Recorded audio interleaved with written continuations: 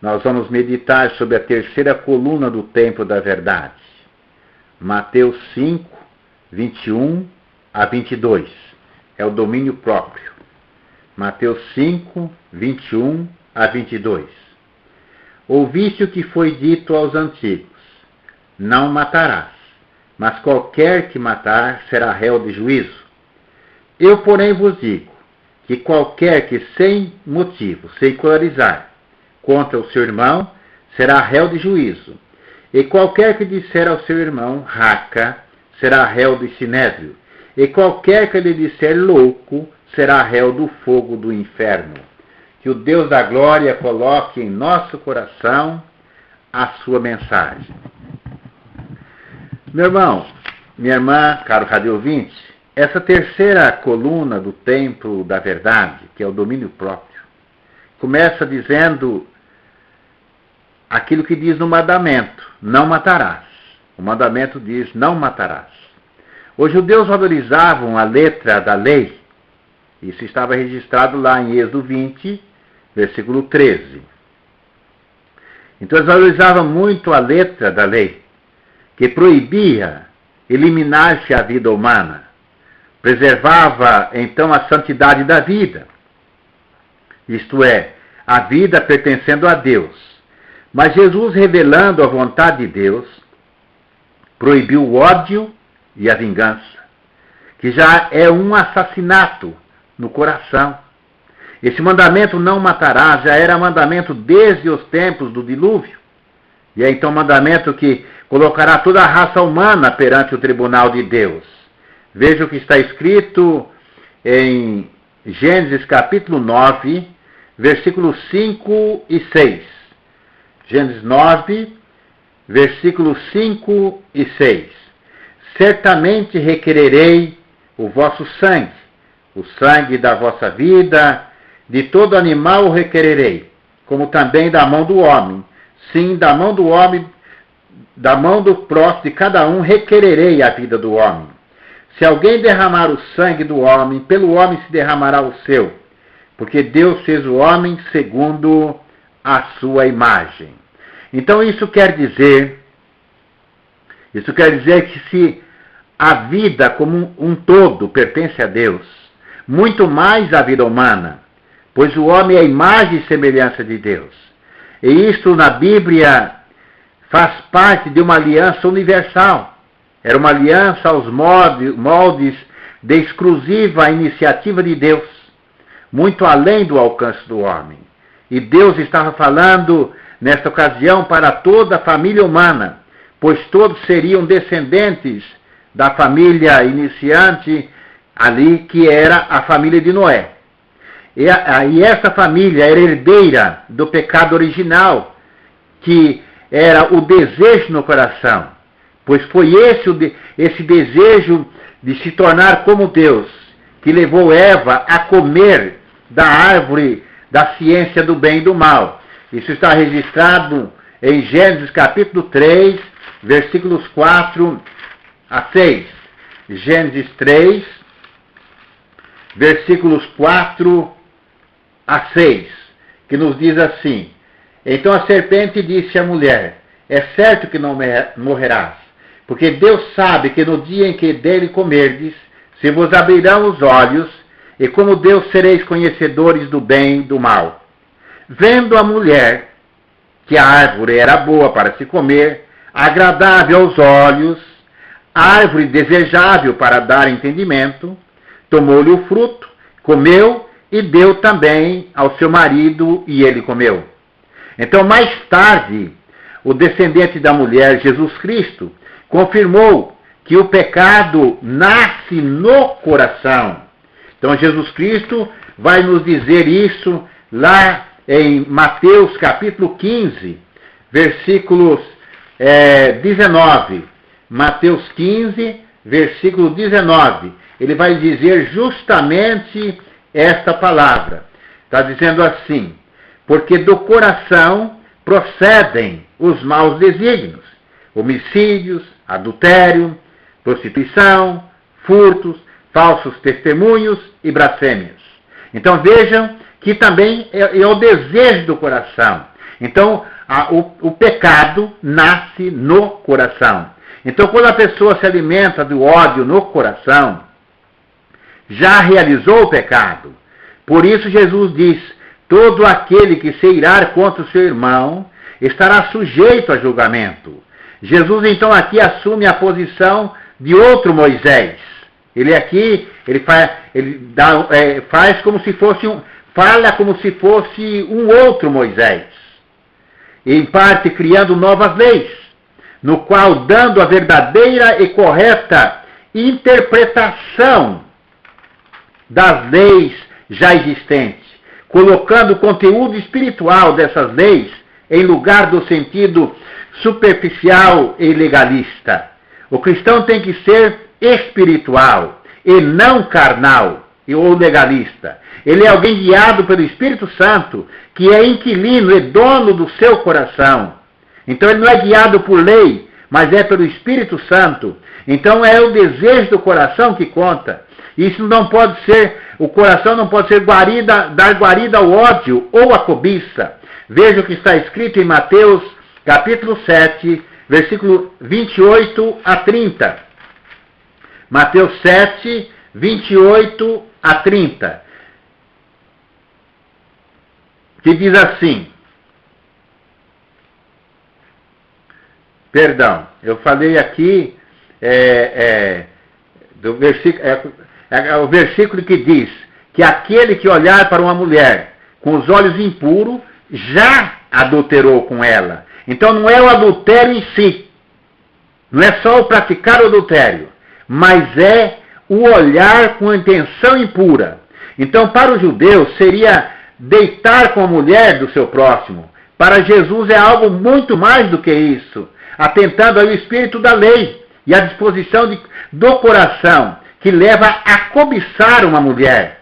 E é lógico, ou um homem, que declara que o pensamento impuro é adultério. Então, para Jesus, o pensamento impuro é que conta como adultério. Então isso o cristão não pode ter, então, o coração impuro. O coração impuro. Ele tem que ter o coração puro e limpo na presença de Deus. É o pensamento impuro que é adultério. Embora não pratique o ato, o cristão tem que ter o coração puro e as mãos limpas. Salmo capítulo 24, versículo 3 e 4, nos diz assim: quem subirá ao monte do Senhor? Quem há de permanecer no teu santo lugar? O que é limpo de mãos e puro de coração, que não entrega a sua alma à falsidade e nem jura dolosamente. Então este obterá, aí na sequência, que diz aqui, a bênção e a justiça do Deus da salvação. E na continuação ainda diz ainda, tal é a geração dos que buscam a face de Deus, do Deus de Jacó. Então vejam bem que nós temos que ter então o coração puro e as mãos limpas. Então temos que ter então o domínio próprio, que é a terceira coluna do templo da verdade. E é um dom do Espírito Santo. Paulo nos manda procurar os melhores dons. Irar está sujeito a julgamento. Entre os judeus havia 3 níveis de culpa, tratados pelos tribunais próprios e com julgamento próprio. E a condenação mais severa era a que determinava o lançamento do corpo no vale de Rinom, ou Geena, porque mostrava aí a grande desgraça da pessoa, ilustrado assim na gravidade do seu crime. Então veja bem que Jesus Cristo qualifica aqui pessoas como réu do fogo do inferno, que era essa Geena, e que representando aí o inferno futuro, que é o ser lançado fora, banido da presença de Deus. Então Paulo Jesus Cristo já adianta esse perigo que o homem corre no seu pensamento mau, em incorrer num crime que seja ele depois banido da presença de Deus. E aí Jesus mostra que todos os homens são irmãos. Ilustra isso com a história do bom samaritano. Vamos ver alguns versículos na história do bom samaritano, que está registrado em Lucas capítulo 10, versículo 25 a 37. Veja aí do versículo 33 até o versículo 35. Veja como se porta aí o samaritano. O samaritano era uma raça que era inimiga do povo de Israel. Os israelitas não gostavam dos samaritanos, eles se odiavam. Então veja o que faz esse samaritano. Certo samaritano que seguia o seu caminho, passou-lhe perto e vendo-o, compadeceu-se dele. Isso é daquela pessoa que tinha sido vítima dos ladrões.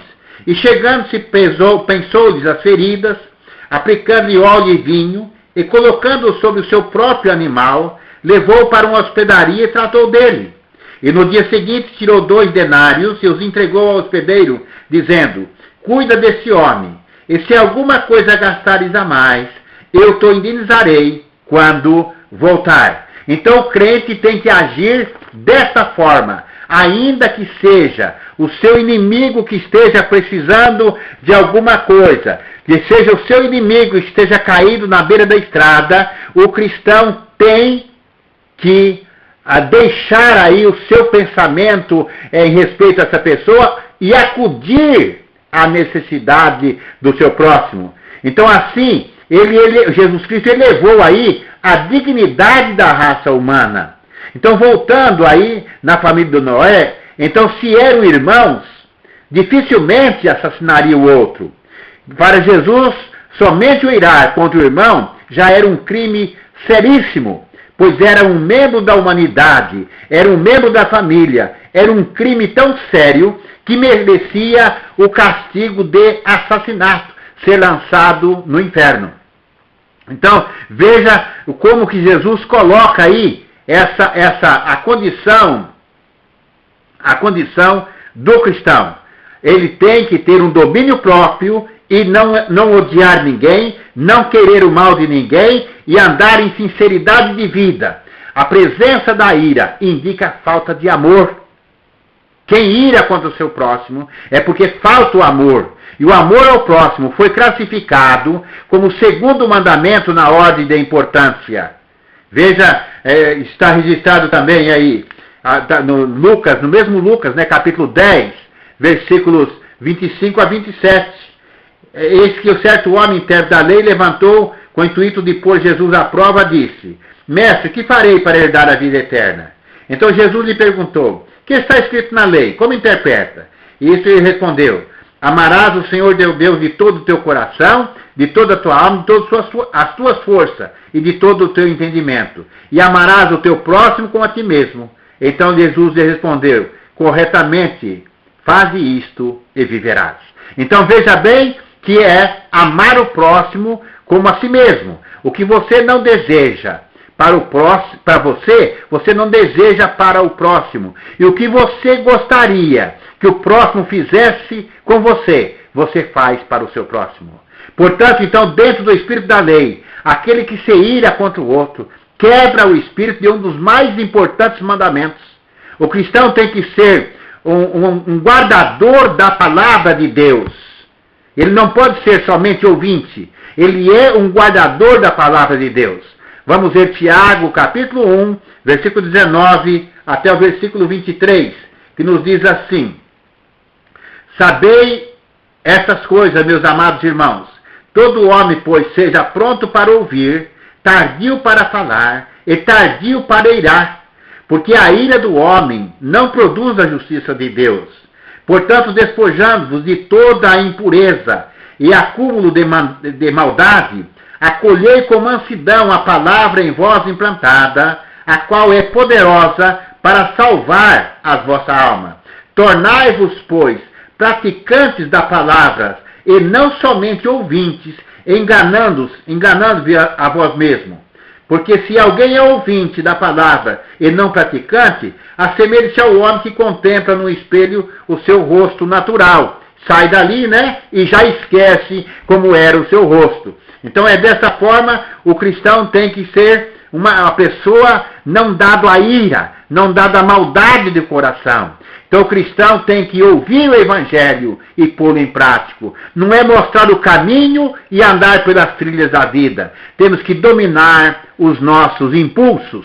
O cristão é uma pessoa que domina os seus impulsos. Ele ama o seu próximo, apesar de muitas vezes o próximo faltar, ter falta com ele, não fazer o que gostaria que fosse, que ele precisava, né, receber. Às vezes o próximo não usa de bondade para conosco, mas nós temos a obrigação, o cristão tem a obrigação de usar de bondade e de misericórdia para com todos. Então, recebendo com mansidão a palavra, implantada em nosso coração, pois sendo assim, ela nos revolucionará, levando-nos assim à salvação. Então precisamos ser mais do que meros ouvintes, devemos praticar os preceitos da nossa fé, mostrando ao outro o poder transformador que há nos evangelhos. Estamos assim dando provas positivas de que a palavra de Deus é sendo testemunha de Jesus Cristo. Então isso é dever ser um praticante da palavra e não meramente um ouvinte. Ouvir e praticar cria ou edifica na pessoa um alicerce que não pode ser abalado, porque se trata realmente do Espírito Santo que habita em nosso coração, criando em nós a imagem de nosso Senhor e Salvador Jesus Cristo. Esse é o segredo e o único meio também que nós temos de vencer a ira, de vencer a maldade, de andar no caminho da mansidão e da bondade, deixar o Espírito Santo agir em nossa vida. Então o segredo da prática de ser o que pregamos ou o que professamos se acha na submissão ao Espírito Santo de Deus. E isto é estar em Cristo, pois sem Ele nada somos. Pois praticante é pôr em prática aquilo que lhe é ordenado, mostrando assim que somos sensíveis à palavra de Deus, que somos obedientes à palavra de Deus. Caso contrário, seremos lançados também no inferno. Então o crente, ao invés de ira, de xingamento, ele tem que ter um coração de misericórdia. Veja o que está escrito em Oséias, capítulo 6, versículo 6. Veja como Deus diz: pois misericórdia quero, e não sacrifício, e o conhecimento de Deus mais do que os holocaustos. Tem pessoas que vivem aí, jejuando, orando, fazendo, acontecendo, e no entanto, vive irado, desejando mal para o seu próximo. Isso vai de encontro à palavra de Deus. Tal pessoa não é praticante da palavra de Deus, e aí deixa de cumprir a terceira coluna do templo da verdade. Não anda em conformidade com o evangelho que ele ouviu. Então isso é essencial no culto diário do cristão, a misericórdia e a compaixão. Nós temos que ter na nossa vida, diariamente, a misericórdia e a compaixão. Se nós não tivermos isso, não temos as qualidades de cristão. Do Evangelho exige fé, ou seja, temos de entregar nossas almas aos cuidados de Cristo e confiar que Ele cuidará de nós. E Deus disse: a mim pertence a vingança. Romanos 12, versículo 17 a 21, que nos diz assim: não torneis a ninguém mal por mal, esforçai-vos por fazer o bem perante todos os homens. Se possível, quanto depender de vós, tende paz com todos os homens. Não vos vingueis a vós mesmos, amados, mas dai lugar à ira, porque escrito está: a mim pertence a vingança, eu é que retribuirei, diz o Senhor. Pelo contrário, se o teu inimigo tiver fome, dá-lhe de comer. Se tiver sede, dá-lhe de beber. Porque fazendo isto, amontoarás brasas vivas sobre a sua cabeça. Não te deixe vencer do mal, mas vence o mal com o bem. E esse montoar brasas vivas na cabeça da pessoa, não é deixar a cabeça da pessoa como cabeça quente, não. É mostrar para ela que a nossa conduta de vida condiz com a vida de Jesus Cristo, do qual nós somos servos. Então pertencemos assim ao reino dos céus, ao reino do Deus Altíssimo. E nesse caso, ele também vai, desse momento em diante, procurar fazer o bem para fazer parte do reino de Deus. É assim que o crente prega o evangelho para o seu inimigo. Esse amontoar brasas vivas é deixar a pessoa aí sem saber, com a boca aberta, diante daquilo que nós realizamos, embora ele mereça outra coisa. Então, ter domínio próprio é a terceira coluna do templo da verdade. Que o Deus da glória possa estar colocando em nosso coração aquilo que nós não podemos falar, aquilo que faltou nessa mensagem, que o Espírito Santo coloque em seu coração. Vamos fazer juntos agora a oração que Jesus Cristo nos ensinou. Feche os seus olhos, se você puder. Pai nosso que estás nos céus, santificado seja o teu nome, venha o teu reino, seja feita a tua vontade, assim na terra como no céu. O pão nosso de cada dia nos dá hoje, perdoa-nos as nossas dívidas, assim como nós perdoamos aos nossos devedores. E não nos deixes cair em tentação, mas livra-nos do mal, porque teu é o reino, o poder e a glória para sempre. Amém.